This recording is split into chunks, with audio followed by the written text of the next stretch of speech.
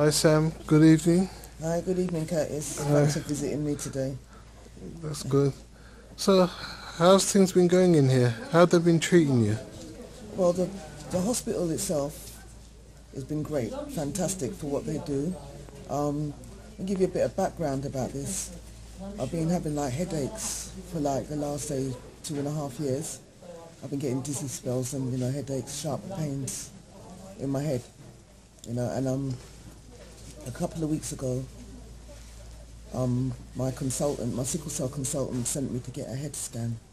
Okay. Right, and so from the results of the head scan, she sent me here urgently, which just happened to be on the 20th. She phoned me on the 21st of September to say, listen, you have to go to the hospital that evening. You have to phone the hospital. And they booked me in that evening for me to have an operation on the 22nd, Tuesday the 22nd of the month. Okay. They said that there was an aneurysm in my head. I didn't know what it was at the time, but all I knew was that it was urgent and it had to be seen to urgently. It had to be operated on straight away. So made the arrangements and I came in here on September the 21st, booked myself in, knowing that I was going to have an operation on the 22nd.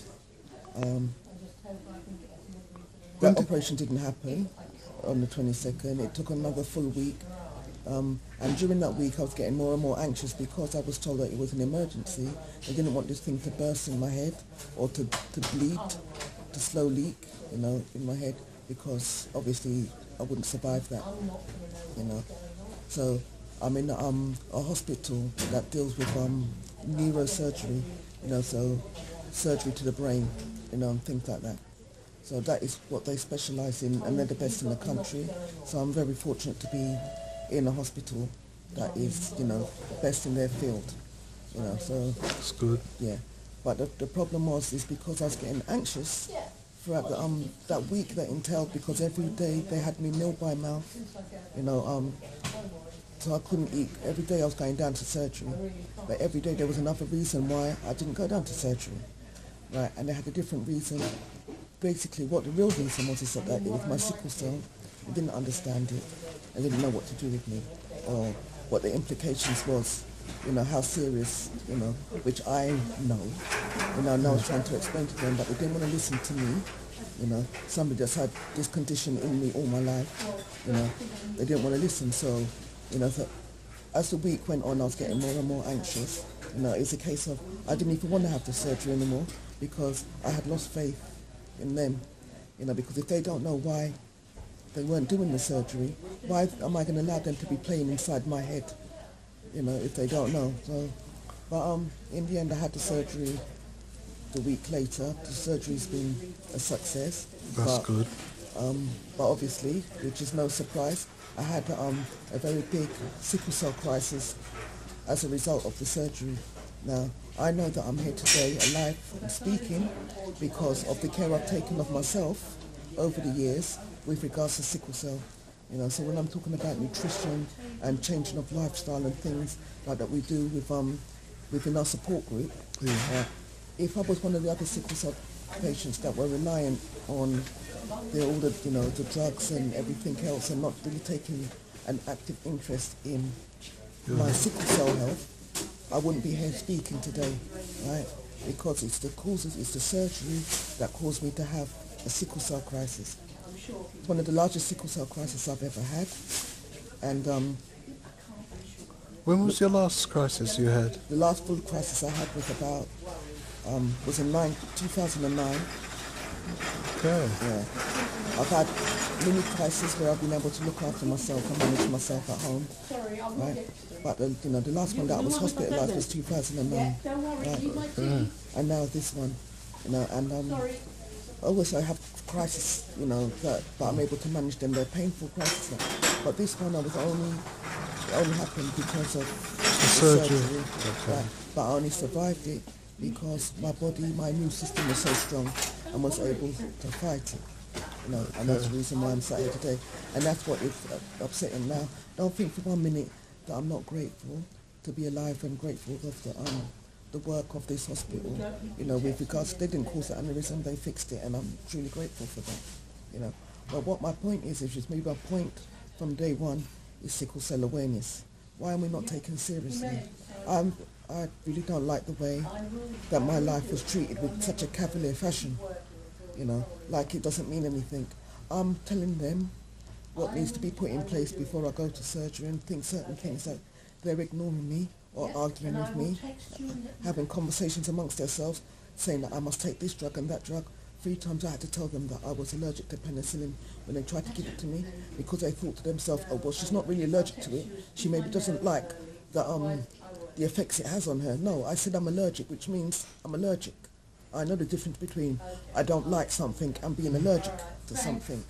You know, but if I hadn't physically stopped them, they would have given me penicillin. It's a case of they're the doctors, they've got the PhD, shut your mouth and let us just do what we want to do on you. But the thing I don't understand then is, what's the point of having medical notes which they can look at if they're not going to look on the notes? You can't answer that, I don't know.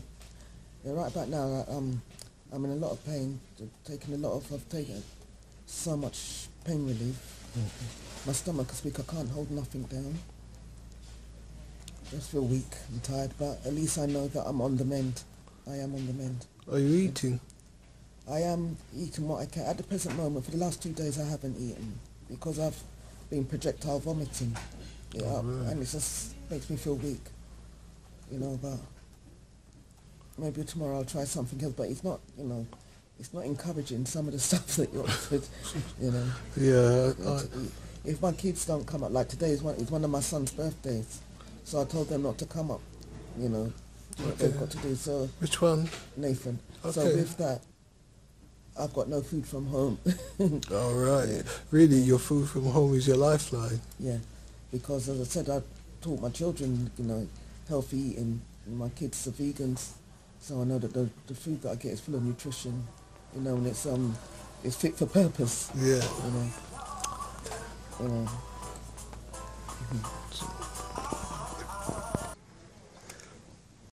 Right, Sam. So, when are they going to discharge you? Well, they can't discharge me yet. So although the operation to my head with regards to the aneurysm was a success, because I had the sickle cell crisis, that's what the situation is now. So I had the operation, not Friday gone, the Friday before. The whole of last week I was in sickle cell crisis, you know, so they can't discharge me. You know, they was thinking of transferring me down to the North Mid, you know, but at the time when they was thinking of transferring me, it was like the weekend, and obviously nobody can be transferred to a hospital in the weekend, especially when you're in the middle of crisis, you know, which means it goes to show that they don't know anything about sickle cell. You can't transfer somebody in the middle of the weekend because you don't know who's on duty, if you're going to have the care there, you know, what's in place, you know. So now they came up today and said that they will finish my treatment here, you know, and then and hopefully that you know. So basically, I'm recovering from the sickle cell crisis. Okay. You know, so my drugs, the pain relief is very high, so it's not things that I can take at home.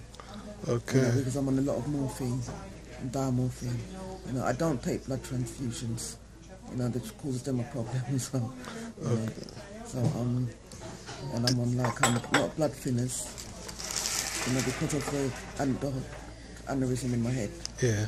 They had to do the operation. They have to have blood thinners to make sure that the blood can circulate. You know, whilst I'm healing.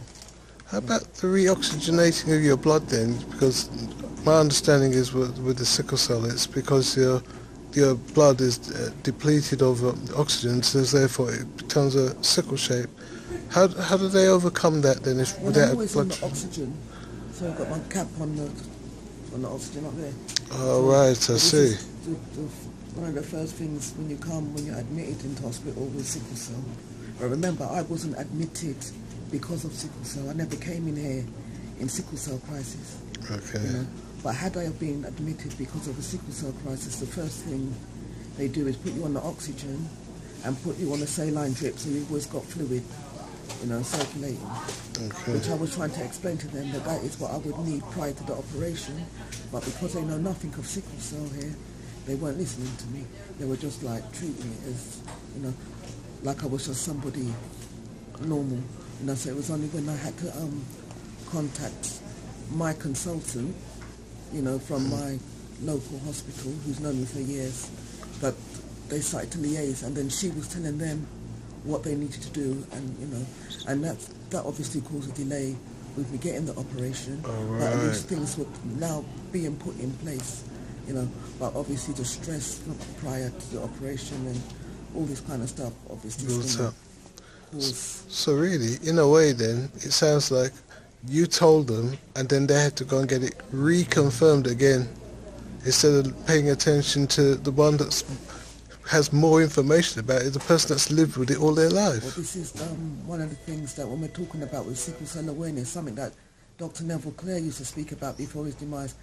The sickle cell patient is the expert, right? Because no two sickle cell patients are exactly the same, right? So we have very similar symptoms, right? But for you to be able to help me with my sickle cell, you need to listen to what I'm saying, because I know what's going on in my body, So, but unfortunately, some of these people with a PhD seem to think that they know it all, So. Well, we'll have to try and draw positives from this and use this as part of the awareness campaign then, going forward. I think like on Facebook, it was purely by accident that so much information came out on Facebook in the first place, because it started off with me just letting people know that I'm in hospital, and it started off with the night staff being rude.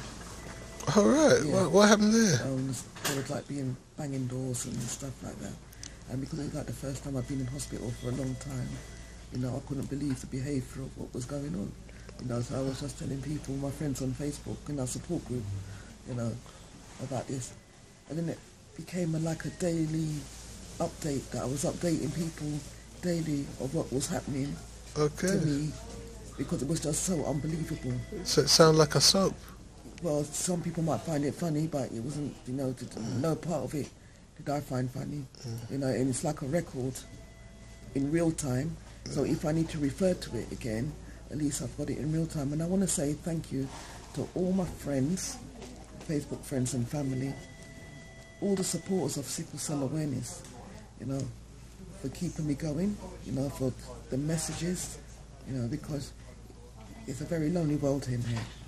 Very lonely world, And when that pain lick, and you don't know whether you're going to live or die, right? And at the same time you're praying that you die because you can't cope with the pain, but at the same time you want to live because you want to live, right?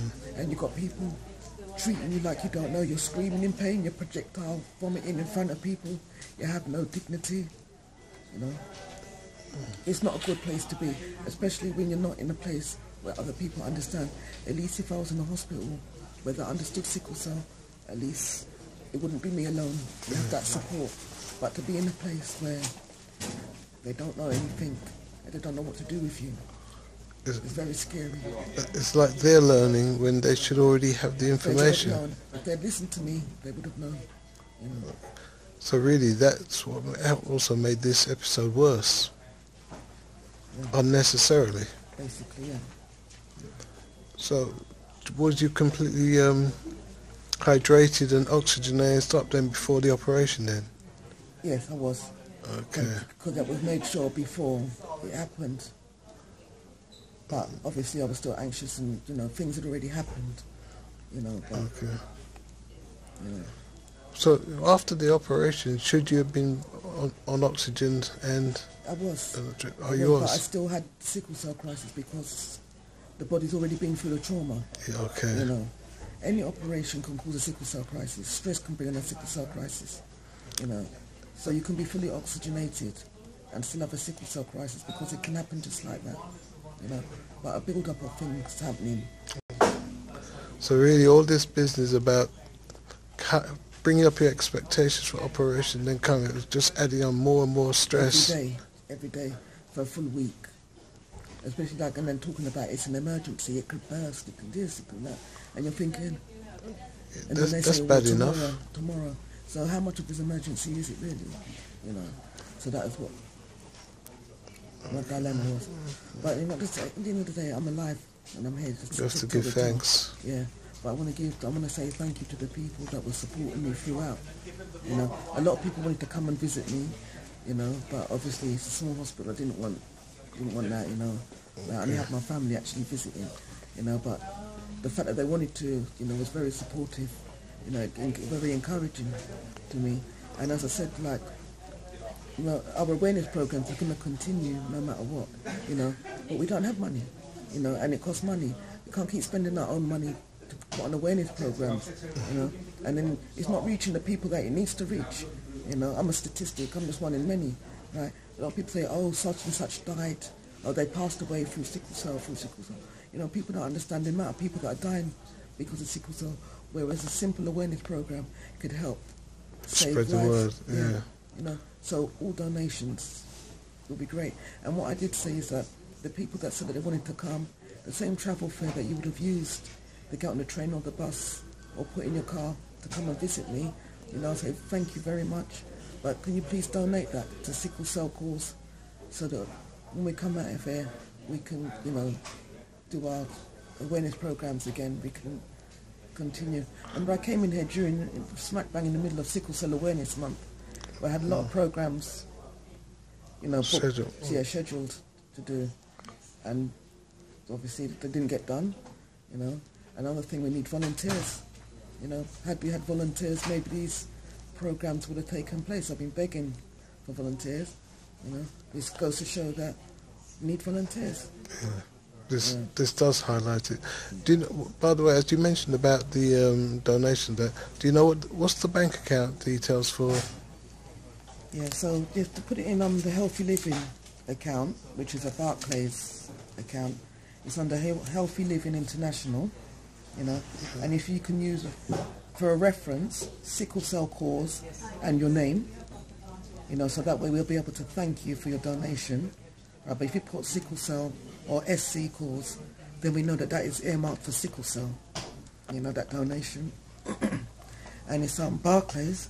The sort code is 204657, and the account number is 0348411 4.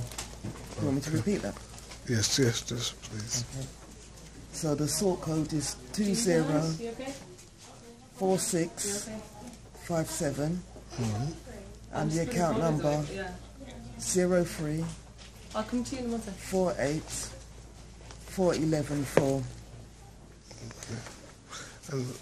And the last thing I was going to say to you, haven't we got a quiz night set up, or what's been held for? Yeah, there's a group called Our Legacy, led by Patricia Mills. Oh yeah, that's right. Yeah, she's a great, fantastic. She's very funny, and she's been doing quiz nights the last couple of years and donating the money to charities, you know.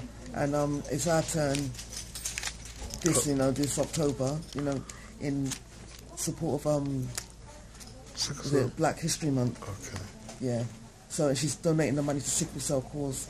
So the details for that is this October the 24th. It's in Walthamstow. I can't remember the phone number or the details, but it's on the Facebook page. Oh, that's SC Calls page? Yeah, it's on the SC Calls page. Okay. Well, yeah, and it's Our Legacy, and it's a quiz night, fundraising, you know, for sickle cell cause. You know, so it's going to be a guaranteed fun night. It's £10 per person, and you can have 6 people to... Per team. Yeah, per team. And well, the meal, you get a Caribbean meal. Yeah. You know, and refreshments on the table, but you can buy your own refreshments to go throughout the night. You know, it's a very fun night, and there's raffles and everything. You know, it's a ruckus night, put it that way. Yeah. Well, it sounds like something that I'm going to be attending. Yeah, and it's very educational, because you do learn quite a lot because it's factual. You know, so you learn about heroes and sheroes of yesteryear and of the present day. So it's really good. I think that is very, very important to be actually doing something like that. So we do have support in the community. People do recognise the work that we do and do things to help, but we really do need more. You know, And furthermore, my point is, people need to know that it's not a joke thing. It's not a joke. You know, when you're staring death in the face and you're in pain, it's not funny. It's not funny. It really isn't. Well, I'd like to actually end this this interview basically on a high note, and just to say, give thanks, you know, because I know you've been through a real horrific episode right now, but you know what? You're alive, and I think it's because God has got a mission for you, and you haven't completed your mission yet. So give thanks. Me too. I'm just tired. I feel tired, but I do give thanks. Truly grateful. I am. All right, and thanks, Sam. That's